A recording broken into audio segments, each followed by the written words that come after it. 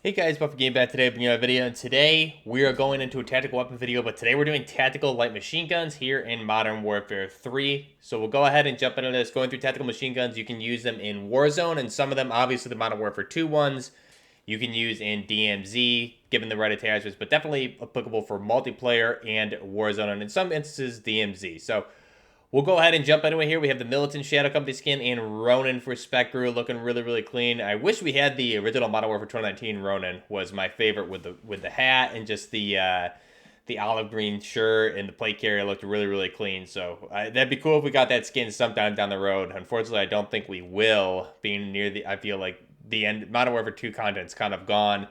So definitely not going to go back and get more Ronin skins. We would have got it probably in the last game. But let's go ahead and jump into it. Tactical LMGs, we have around 6 or 7 here for you today. So first up, the NG7SF, right? So this is the NG7, the IWI, Israeli Weapon Industry light machine gun here, firing 7.62 by 51mm NATO. So this is the SF version, being the short-barreled version. So you can see here we're running the TYLRB. This is going to give us really good horizontal. Now again, you can swap out a suppressor if you want to swap, but this one, you're getting great recoil control with this. I think with a suppressor, it's going to be really good also to stay off the radar. But here you can see the horizontal, vertical, and kick control there is going to be great for you. We also have the short barrel. The SF version does have this shorter barrel here, 355mm. You can also opt for the base barrel, is a really nice version, or you obviously have the longer barrel here, the final one, the 20-inch barrel, for better recoil control also, which gives you 9% across the board. Gonna run the aftermarket part optic, the Antlers LSJ3 with the 4x magnification with the built-in laser. And we're gonna run the TAC Condor stock. Is gonna give us additional recoil control. And it is the proper stock in real life for the SF version.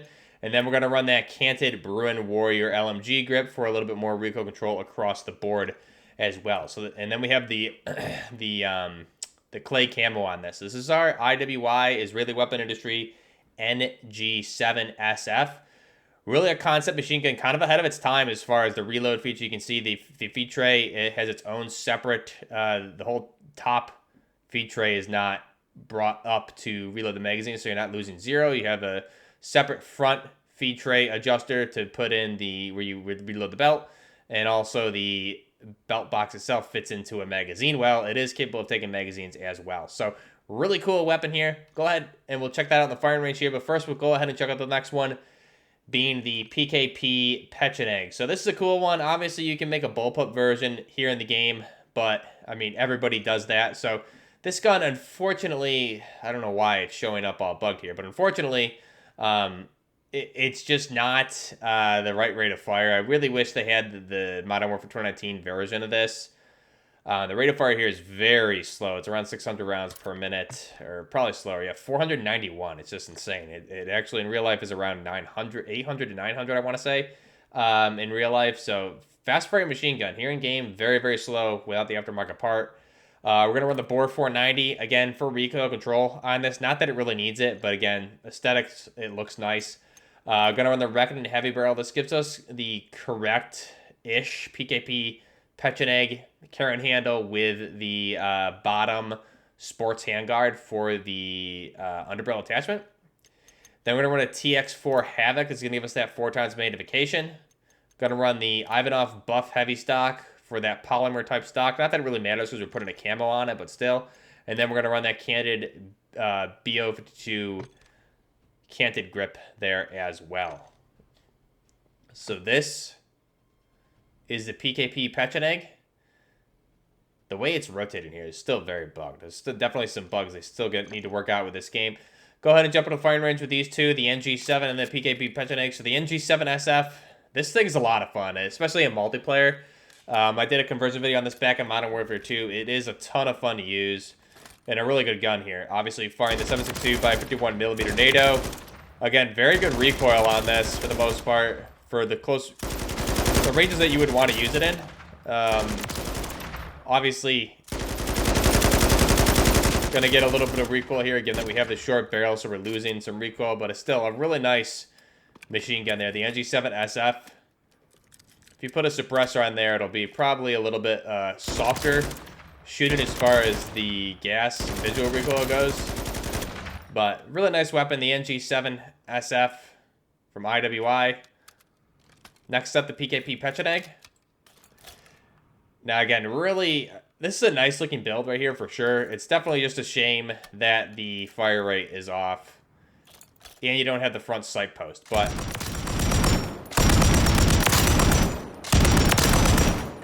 I mean, good damage on this for sure. I just really would have preferred almost the 1-for-1 for the Modern Warfare 2019. I'm not sure why they gave it such a slow firing rate. It's what I would expect from like an M60 if they added an M60 to the game. So that's those two machine guns. Let's go ahead and jump out. Go to our next ones here. So first we have the TAC Evolver. This is that new one from FN.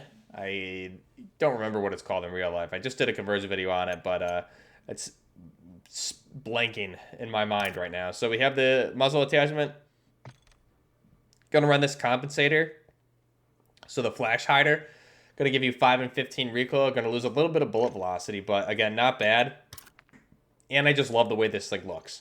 Now this is, I don't even know if this is in private, so I don't think this is actually unlockable. It just shortens the radar thing. I don't know if it's unlockable yet in multiplayer. I know it was kind of bugged for a while. So maybe it is, maybe it isn't, but I really like the look of that. We're going to run the short barrel on this. Going to give us a little bit of recoil control, slightly. You're going to get 2% for that, so not bad. Going to run the OLEV laser, the Ares clear shot, right? So we have the 7 times with the canted mounted RMR. And then we're going to run that BO52 grip as well. So they just nerfed this gun in Warzone at least. But this is a pretty clean setup. For whatever reason, the cool thing is here, the Ares clear shot gives you good recoil control. It gives you, I think, 10% across the board for recoil control. So that's a nice little thing to know there, now that we can see the stats here in Modern Warfare 3. So the Ares clear shot, really nice. This is a ridiculous looking gun, but also still pretty practical. So firing 7.62 by 51mm, really nice looking weapon. Next up, we have the... Again, from FN, we have the SAW Para. So this is a very similar version I've shown before. The Para SAW. I think this is probably the exact one I did a conversion on here in Modern Warfare 3. But we're going to run the Havoc 90 muzzle brake compensator on this. The Para barrel. Going to run the hybrid flip optic, the Para buttstock, and the Lockwood precision grip. So let's go ahead and jump into the firing range of these. We'll start with the Para SAW, just because it's a beautiful weapon. I love the tannized look with this. Really nice.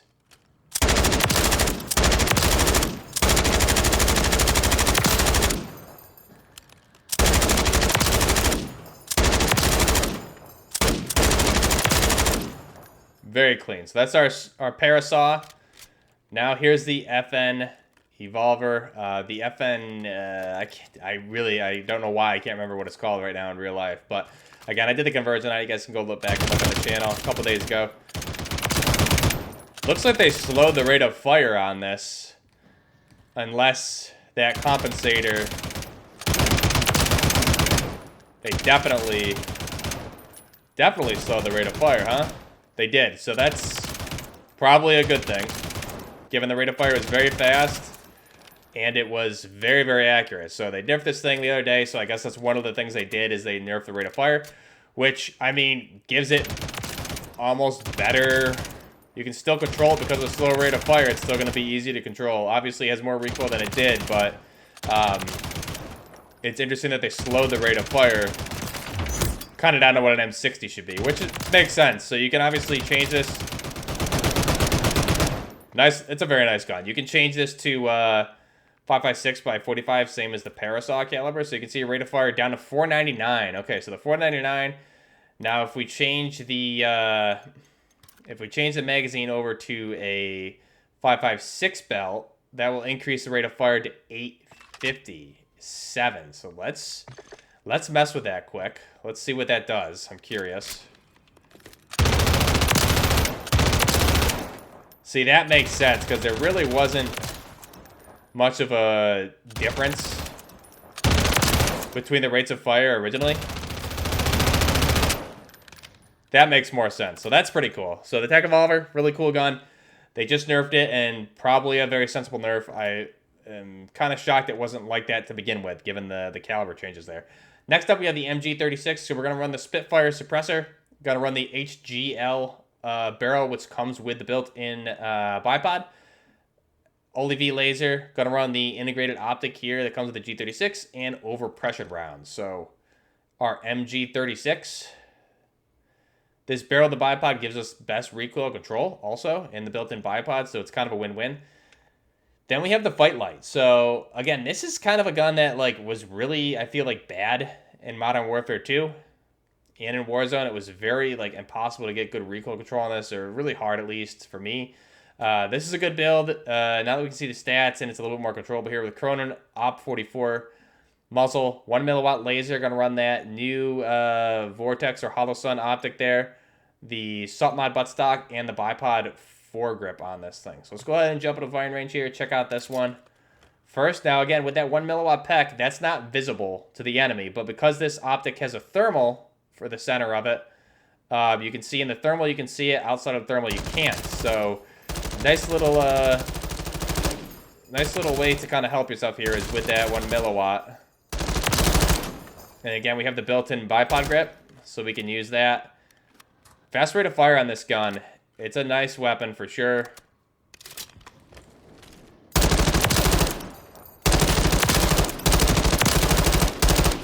Big fan of that one. Always liked it in Modern Warfare 2. MG36. I was using this in Warzone, and it is a really good gun. So, I mean, the rate of fire is faster than the MG30 or the G36. So you're going to be reloading, so you definitely want that larger 60 to 100 round magazine, but it is an accurate weapon and a lot of fun to use, especially with this optic on there, the faster rate of fire. And you can shoot candid, which is nice. Just a nice weapon, especially with that built-in bipod. Very clean. So MG36. Now, one last one here, kind of an honorable mention, is the H-bar. So you have the flash hider, going to run the VLK 7 milliwatt, TX4 Havoc, the Schlager TTF3 comb, and the 100 round magazine here for the H-bar. And that base barrel with the built-in bipod looks really cool. That's, again, for aesthetics. This has always been a good gun. Fast rate of fire. Obviously, this is not like the best recoil build whatsoever, but for like a close to medium range engagement, you can obviously put better attachments on this, but this is a pretty fun looking build. Very nice. That's our AUG H-bar. Those are our tactical LMGs. We covered the AUG the H-bar. We covered the MG36 and the Fight Light, the TAC Evolver, and the Parasaw. And then we covered the NG7SF and the PKP Petrotech. Let me know what kind of tactical weapon videos you guys want to see going forward here for Modern Warfare 3, Modern Warfare 2, Warzone, DMZ, all that. Till next time, this is Buffner Gaming with Tactical LMGs. We have memberships live on the channel, and merchandise should all be below if you guys are interested. Till next time, Buffner Gaming, out.